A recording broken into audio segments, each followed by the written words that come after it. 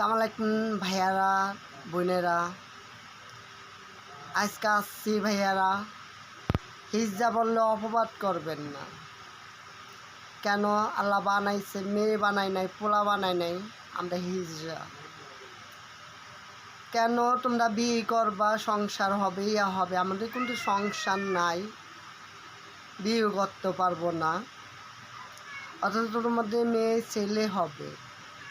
আমরা সংসারও করতে পারবো না, পোলাপাইনও হবে না, আমরা অবহেলা। আমরাও তো আল্লাহ সৃষ্টি ভাইয়ারা বোনেরা। কেন ভাইয়ারা আমাকে অবহেলা করো? আজকা আমাদের কিছু ছেলে ভালোবাসে, মহব্বত করে, কি কারণে? টাকার কারণে। কারণ টাকা খাওয়া শেষ হয়, চল্লা যায় উড়াল পাখির মতন। আমি আগের ভিডিওতে বলছিলাম আমরা ফুরান্ত ফুল, ঝরা ফুল, ঠিক আছে? আমাকে ফুলে ঘেরান নাই, এমনি সৌন্দর্য, ঠিক আছে? কারণ আমাদের দুর্বলতার সুযোগ নিয়ে অনেকে ইনসান করে আমাদের। কারণ আমি এক ছেলের পিছনে পুরা 5 লাখের উপরে ভাঙছি, জানেন অনেকে। তো আজ আমি দুঃখের ইয়াতে বলি, সে আমার বন্ধু ছিল, ছিল, আমার না জানাইয়া বিয়ে করছে।